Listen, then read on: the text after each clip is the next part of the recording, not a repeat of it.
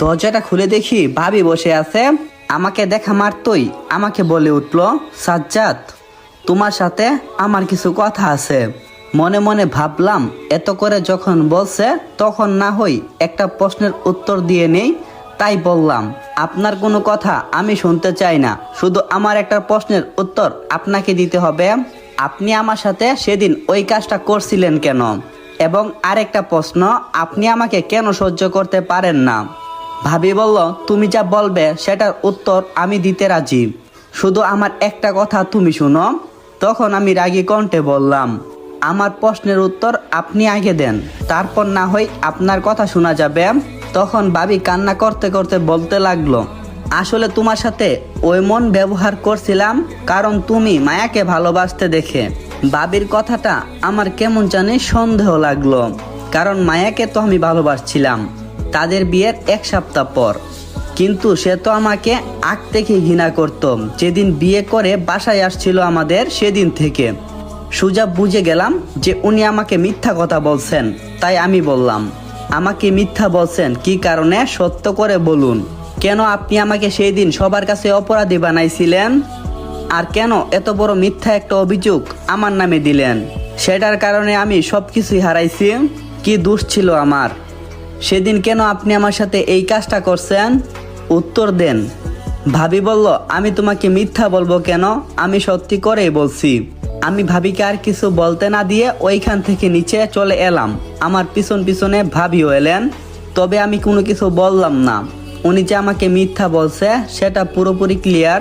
ভালো করে বুঝে গেলাম উনি আমার কাছে আসল সত্যিটা বলবে না। আমাকে মায়ার থেকে সত্যিটা জানতে হবে, কারণ ওইসব ব্যাপারে মায়া নিশ্চয়ই কোনো কিছু জানবে।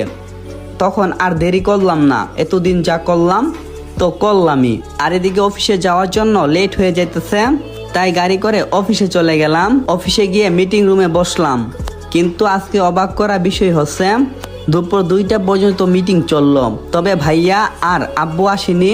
মিটিং শেষ করে ক্যান্টিনে গিয়ে খাবার খেয়ে বাসায় চলে গেলাম।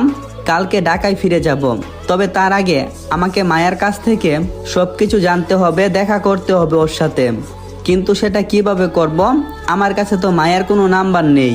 আগে যেটা ছিল সেটাও তো ডিলিট করে দিয়েছি। বিছানায় শুয়ে শুয়ে এসব ভাবছিলাম, এমন সময় কলিং বেল বেজে উঠল। আমি গিয়ে দরজাটা খুলে দেখি নীলই দাঁড়িয়ে আছে। আমি ওকে বাসার ভিতরে আসতে বললাম।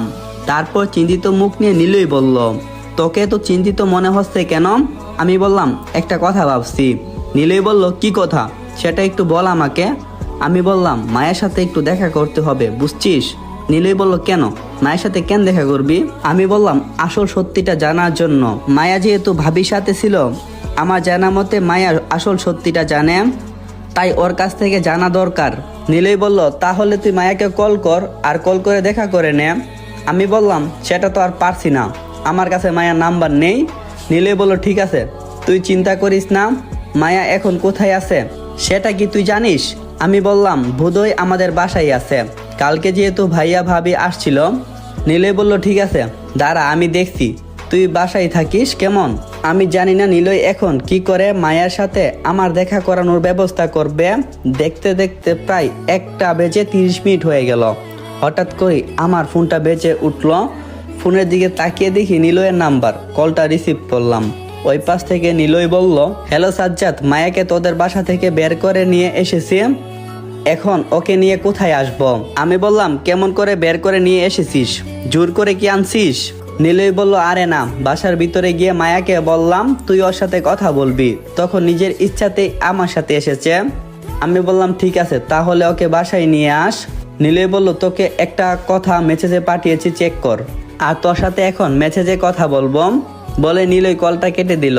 আমি বুঝতে পারলাম না কেন এমন কথাটা বলল। অনেকক্ষণ অপেক্ষা করতে লাগলাম। একটু পর আমার নাম্বারে একটা মেসেজ এলো। নীলের নাম্বার থেকে মেসেজটা এসেছে, সেখানে লেখা, আচ্ছা তুই কি জানিস মায়ার বিয়ে হয়েছে? তার মানে মায়া বিয়ে করে নিয়েছে। মেসেজটা পড়ে কিছুক্ষণ ঘোরের মধ্যে ছিলাম। ভাবি এমন একটা কাজ করবে সেটা আমি কখনো ভাবতে পারিনি। আমাকে না বলে মায়ার বিয়েটা দিয়ে দিয়েছে। কিন্তু মায়া কিভাবে এই বিয়েতে রাজি হলো? সে না আমাকে ভালোবাসতো, নিজ থেকে ভালোবাসার কথা বলছিলাম, তাহলে সে কিভাবে পারলো আমাকে ছেড়ে অন্য কাউকে ভালোবাসতে? এটা নিয়ে আমার আর আফসোস করে লাভ হবে না।